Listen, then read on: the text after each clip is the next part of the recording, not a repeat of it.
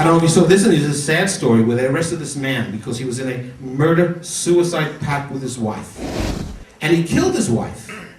And he didn't go through with it as well.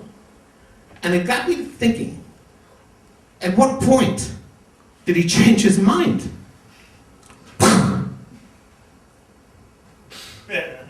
Gee, it's a lot quieter here now. Oh, and look, there's no one telling me I'm holding the gun incorrectly either. I was driving the other day. I saw this sign that said, "How fast are you going now?" So I looked down at my speedometer to see. As luck would have it, that's when I ran over the guy from the RTA. No, so many things now that I've gotten older, I just don't understand it. For example, how do women get yeast infections? What are you doing, baking bread down there? No, because I was always under the impression the expression "she's got a bun in the oven" was just a metaphor.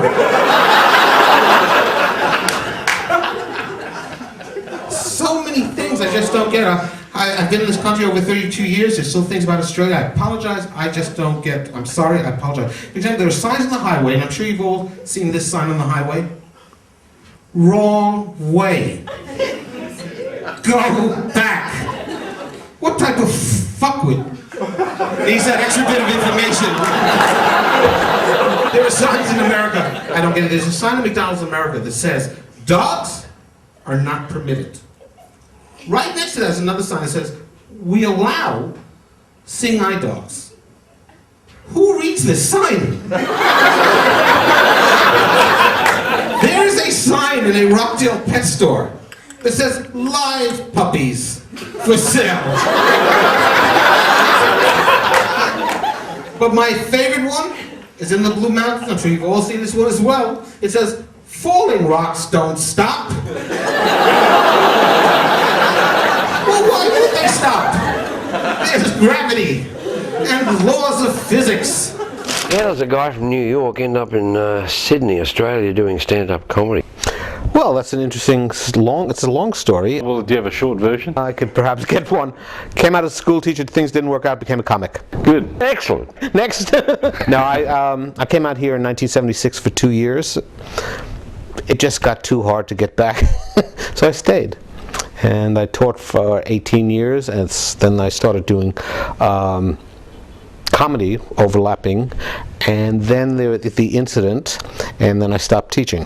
What incident is that, Pete? Well, my take is I was being victimized by a principal, and when I say my take, the court case backed me up. I won the court case, they gave me a lump sum of money, and then now I was being paid not to teach, which I thought was a good system. It was a really sad situation at the time, but it's paid off now because I get to take naps where I was having trouble taking naps in the past, but now I can take naps at a pretty regular basis. So at school, when it was nap time, you would nap as well? That was the only advantage when I was teaching occasionally preschool. That was the most ironic thing. I do preschool occasionally as a casual teacher, and it was nap time. And they didn't want to nap, and I did. But they had to nap. Did you all nap together? No, I wasn't allowed to. I had to supervise kids napping. What did you teach? I taught mostly 5th grade and 6th grade, occasionally 4th, 3rd.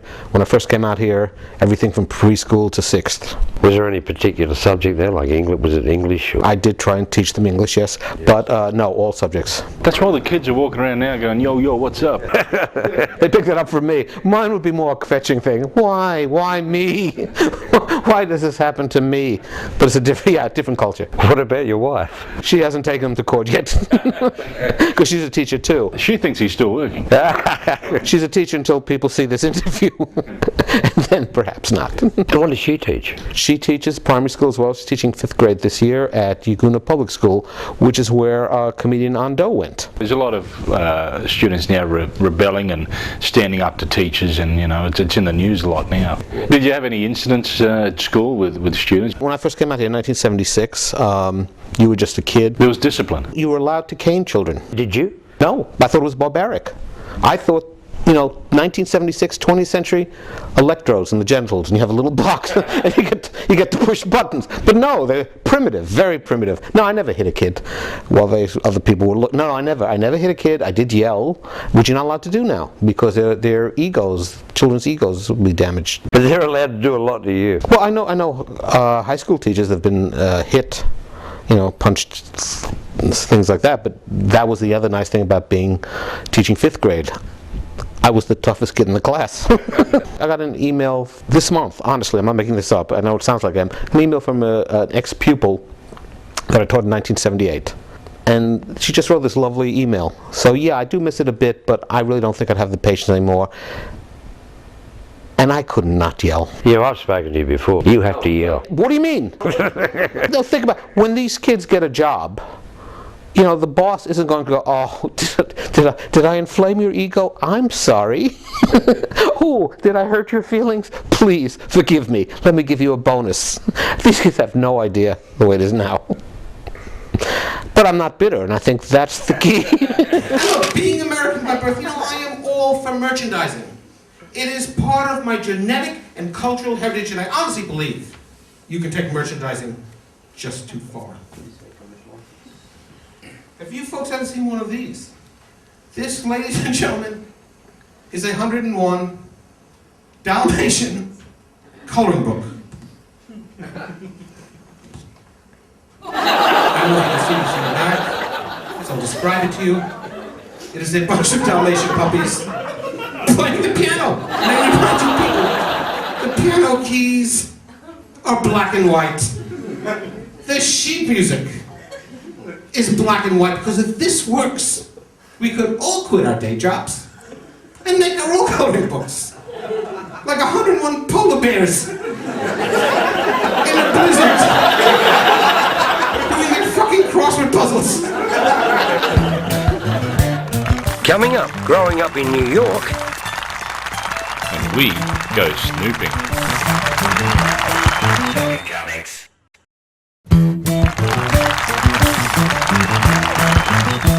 You people know that book, Men Are From Mars, Women Are From Venus? Do you all know that book? I'll bet what you don't know, I'll bet what you're not aware of, is that 98.3% of the people who buy that book are women. Which is why they had to change the title, because that was not the original title. The original title was Women Are From Venus. Why the fuck didn't they stay there? But it just wasn't selling. And I don't know, you know the premise of that book. The whole book is based on when your species tells our species a problem, you don't want us to solve it, you just want us to listen. You know that, just to listen. But anyway, I heard this screaming coming from the garage, and my wife, she slammed her hand in the car door, and I was just about to open it when it occurred to me, no, she just wants me to listen. No, she even tried to trick me by saying, like, open that fucking door, you fucking moron. But I knew, I had read the book. I am lucky to be married, I know that. I've got a lovely wife, got a beautiful, in fact, I've got a trophy wife. Not a first place trophy. Not even a second. One of those trophies you get just for participation. So my wife and I now, we're grandparents, and my wife is having her own midlife crisis. You know what she decided to do about that? She decided to get a tattoo on her butt. No, she asked me what I thought she should get, and I knew no good was going to come out of this. But I did my best. I said, well, honey, why don't you get a tattoo of a golf ball? She goes, why a golf ball? I don't play golf.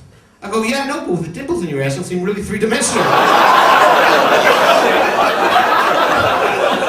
I was right. No good came out of it at all. Do you miss America? I do miss America, 1950s and 60s.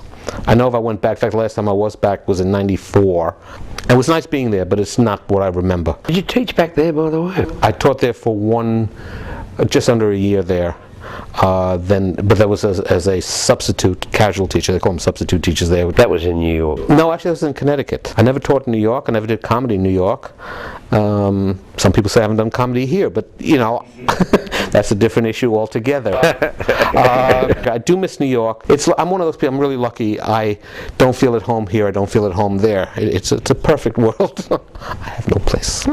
No, I'm only kidding. Very happy here. What made you choose Australia of all the countries? There was a court case back in New York. I had to change my name. No, Australia was really good in the fact that they said, yeah, we'll hire you. And I came out here for 2 years in 1976. And I really fit in with the culture. It was just too difficult to get past. Screw it, this is fine. And I became one of you. Is it like a lot easier lifestyle here? In New York, I thought it was a real rat race. When I first came out here, I felt like king of the rats. You know, what do you mean you can't go shopping after 12 o'clock on a Saturday? I'm hungry. And everything was closed. Remember those days? Everything shut down at noon. And if you didn't buy food, it was, and that's what it was like. You could go on a Sunday into George Street in Sydney and choose your parking spot. It was amazing. Now, of course, that's not like that. Things are open. It's really cosmopolitized. Or some word like that. I lived in Cabramatta when I first came out here. Your memories as a kid in New York, growing up? I remember playing ball. Because I grew up in a neighborhood, it was just in the news. I grew up in a place called Stuyvesant. And you know, as soon as you get in a little village, thatched huts, no. They just sold Stuyvesant and Peter Cooper, the two together. It was owned by Metropolitan Life Insurance. And it just sold to Spears Tishman, I believe, for the highest amount any real estate deal in the history of the world, $5.5 billion. 110 buildings, each building about 10, 11 stories, population of 40,000 lived in a 2 square mile area. And people go, oh, it must have been awful. No, it was great. You always had somebody to play with. It was just good, although there was the Jewish population separate from the Irish Catholic population because they went to parochial school, private school, and we went to the public school. So, a little friction. Hate crimes, if you would. But they didn't call it that then. You didn't get involved though, did you? Only in the sense that some poor guys bruised their knuckles on my face, but yeah. You got bashed a lot? No, not a lot once. After that I avoided these areas and learned how to run.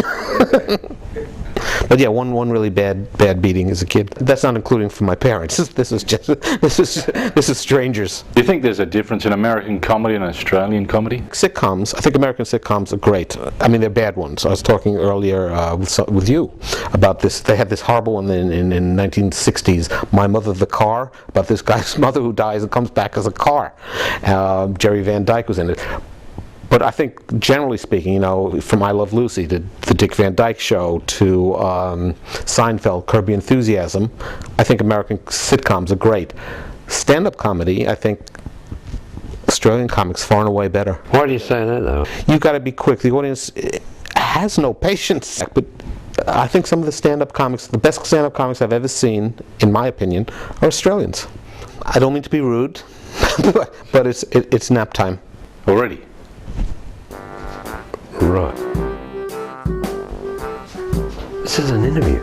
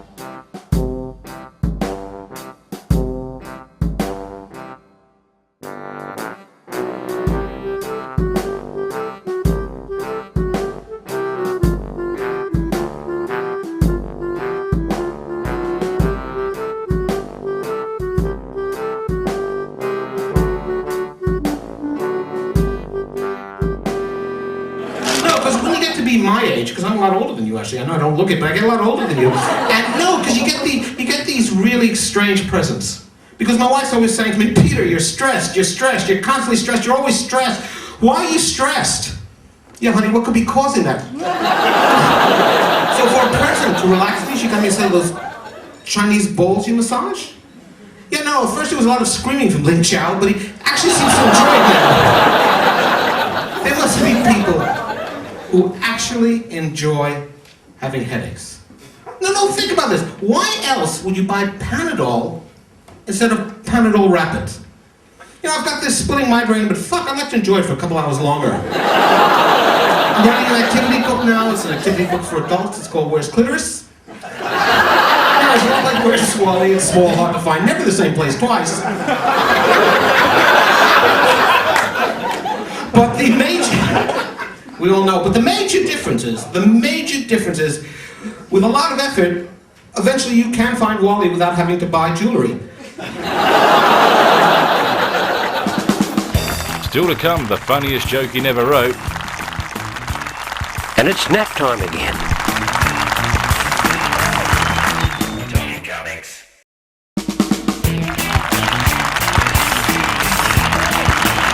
Now, I've been in Australia over 32 years. There are still people, after all this time, who will come up to me and say, get away from my daughter's window. How do I get to be here? Trying to fit in with everybody. We may not be as stupid as you think. We may not be. I've honestly had people come up to me, because you know in America how we pronounce aunt and aunt exactly the same way? I have had people come up to me and say, don't you find that confusing? Well, no. No, I don't. Because how often do you think this has happened? Where somebody's come up to me and said, hey, you got ants in your cupboard. When I've gone to open the door, there are a bunch of little old ladies nibbling on sugar cubes. I'm still getting intensive psychotherapy from the time I had ants in my pants. Go away, Margaret. And when I left America, I had to leave a girlfriend behind. Very hard maintaining a long-distance relationship, right? So at first, with the letters to make it more exciting, she used to include a nude photo of the guy she was sleeping with. You know, it would be almost great to see Dad again, but still.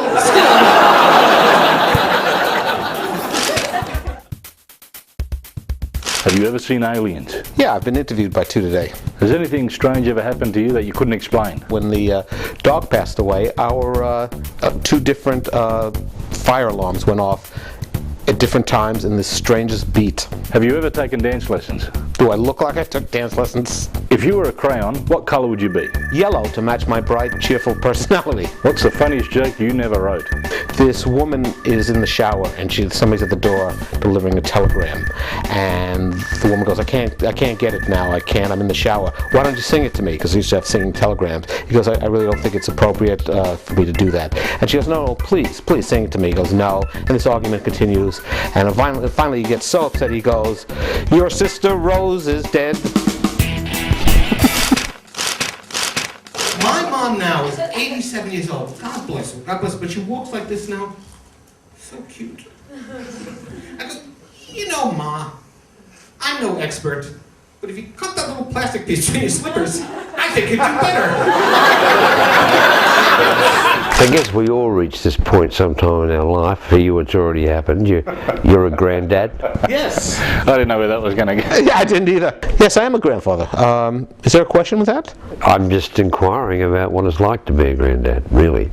I could never understand why people have children until now. To me, it's just all kind of a waste of time. Mind you, these are stepkids, so therefore step-grandchildren. But grandchildren are a lot of fun, and people say to me things like, oh, that's because at the end of the day, you can give them back. Well, that's obvious. that's way optimistic. The end of the day, it's 9:30 in the morning. Thank you. It's been fine. They're adorable, because my stepdaughter had twins, and they're adorable. Which one's older? Joshua is older than Zach. By how long?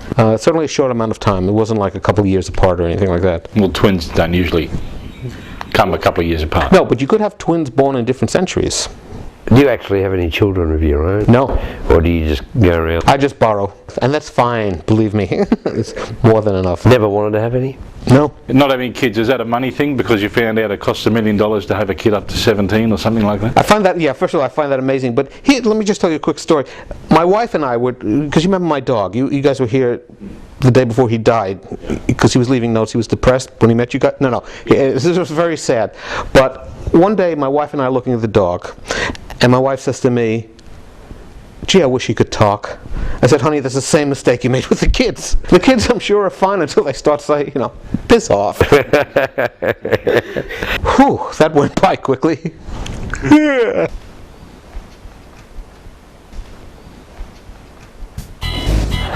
I come from in the southwest of Scotland, ladies and gentlemen, you've got more than your average amount of funny looking people. You know, like something's wrong with the mouth here. You should have got that fucking tetanus shot. Not only live with my wife, I live with my step psycho daughter. So my wife and I, we bought ourselves a canary. Damn it, we're going to raise something properly. But have you folks ever seen one of these? This, ladies and gentlemen, is something you would purchase for the canary's cage. Why? Does the bird have some jobs to do around the house? Is there a light bulb at the top of the cage the bird has to change? No! Besides which, and this is the part that gets me, the bird can fly. It doesn't need to take ladder, does it?